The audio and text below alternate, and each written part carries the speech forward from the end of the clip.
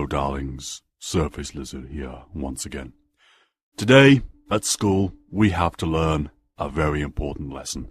One lesson only, one sword, one king, one country. That lesson is, why should you play Dark Souls? Let me tell you why you should play Dark Souls. Because Dark Souls hates you. Dark Souls hates you like smearing feces on a tramp and setting the tramp on fire and having a rabid dog urinate on the tramp and then rectally violating the tramp with a courgette with a razor blade in it.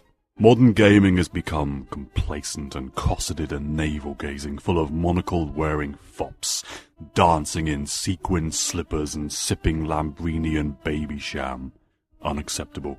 Dark Souls is the drunk uncle who blunders in with a sailor tattoo on his arm, screams and yells and vomits copiously all over the floor. Pick a game, pick any modern game, start the game, get handheld through, get congratulated for every single damn thing you do, get an achievement for so much as taking your first breath. By contrast, your first few hours in the world of Dark Souls will be stressful and challenging and heartbreaking.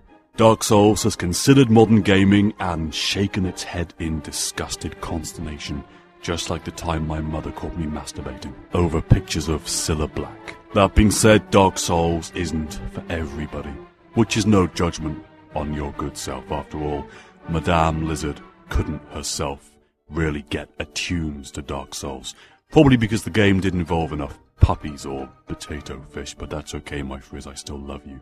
Are you a patient gamer? Can you devote hours to a single game? Does the thought of independence and existentialist judgment on yourself fill you with elation rather than terror? It's fine. If you're a limp-wristed fop, Dark Souls isn't for you. There's nothing wrong with that. You Gaylord. Shuffle back to your Rayman origins and your weak lemon drink in a plastic bottle. Dark Souls says, welcome to your doom. In the age of ancients, the world was unformed, shrouded by fog. A land of grey crags, arch trees, and everlasting dragons. Oh, what's that you say, average gamer? I only have a few hours a week to play games, and I like to win. Ah, fuck you, and you're winning. This is not the Dark Souls experience. You can't simply blunder and grind your way to an effortless win. Dark Souls requires effort and discipline and concentration, and a great deal of trial and error, and frankly, mostly error. Dark Souls gives you no help and no hope. It offers you everything, but you've got to find it yourself in the dark, dilapidated world of Lordran. Any NPCs you meet won't just regale you with quests. If anything, they're broken, shattered, hollowed remnants of a once noble race now decayed and dead. The world and the lore is discovered by you and interpreted by you. The game doesn't feel the need to sit you down and spill out the lore like some recursive child's story time. So, like learning how to pleasure a girl, you get vague hints, but apart from that, you're on your own. So, be prepared to learn by harsh experience. Oh, reckless adventurer. You didn't wear curse-resistant gear when walking into the sewers. Oh dear, you've been cursed and now have had your health halved permanently until you can find a cure. Did you walk into a poisonous swamp in Blighttown and didn't bring any antidotes with you? Oh dear. In your 50-hour-plus journey of Dark Souls, you will be crushed, burned, humiliated, skewered, electrocuted, frozen, cursed by monsters, by traps, by the world, by everything that is conspiring against you. The good thing about Dark Souls is it works like the best horror, not full of anticipation and jump scares like Dead Space, but because Dark Souls is very clever at using the player's sense of wariness against themselves. Now, half of the time in Dark Souls there is indeed something grim and malicious waiting around the corner for you, whether it be some grotesque ogre or a trap or a cadre of undead fiends.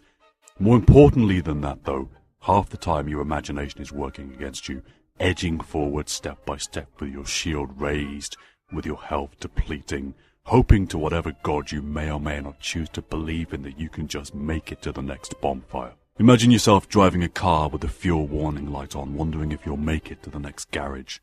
This is a perfect analogy of the Dark Souls experience. Part of the wonder of Dark Souls is that at no point really does the game let you feel empowered. Succeeding against a victory or some seemingly unvanquishable foe is an incredible moment, air-punching, high-fiving yourself. In the world of Dark Souls, everything is as efficient as killing you as you are of killing it. There's no cannon fodder, there's no training dungeon, there's no easy rat bashing for a couple of levels. Dark Souls doesn't give you any kind of natural advantage. In most RPGs, you've always got more health or abilities or money at your disposal. You can afford the best gear, or you can afford to just chug health potions and slam away at the boss in some dire fight of attrition. If you don't view every single enemy in Dark Souls as an equal, you are going to find yourself on the wrong end of something very sharp and pointy and painful. Dark Souls is a masterclass in tight design and fantastic, frugal, brilliant combat that frankly sticks up any finger you choose to the conventions of most modern RPGs, both Eastern and Western. There's no tedious backstory, there's no teenage boy with ridiculous hair, there's no tedious lore with unpronounceable names. You get some background, but apart from that you're on your own. In most games that would be a weakness, but in the world of Dark Souls, that sense of mystery, that sense of unfamiliarity, that sense of playing your own ignorance against you. Brilliant.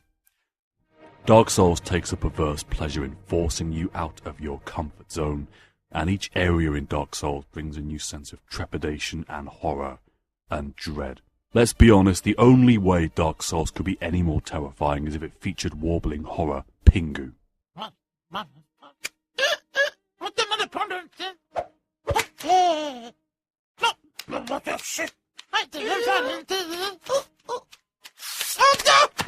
Dark Souls is challenging, corrupted, and intent on destroying you, insomuch as if the game were released back at some point in the early to mid-90s, Games Master would be full of whining teenagers asking how to get past a certain part of the game.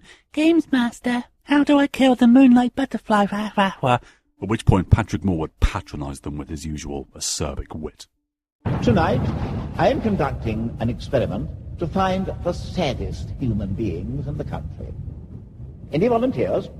Games Master, does plugging Sonic 1 into Sonic & Knuckles give me any extra features? For the real Dark Souls experience, you really need to keep your console connected to the internet. Keep yourself online, and as you think you're getting stronger, as you think you're making some headway, something unexpected might happen. Your game will be violated by another player. On one hand, players can leave you messages and you can summon them to help you, but on the other hand, players can invade your game as a Black Phantom, the same brilliant concept as taken from Demon's Souls.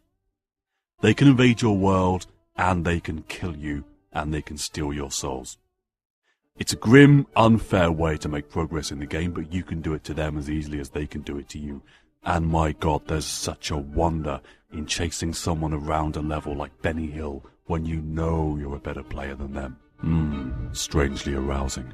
Equally brilliant is the Covenant system, where you can join a group of people and you can gain selective bonuses and or perks.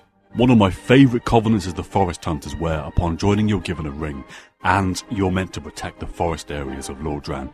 The minute someone in their game enters that zone, you're transported to their game and you have to hunt them down in a fiendish game of armour-clad cat and mouse. It's not all bad, it's not all hopeless, just mostly so. Unlike Demon's Souls, the game is marked out by bonfires which form as mid-level checkpoints, mid-section checkpoints.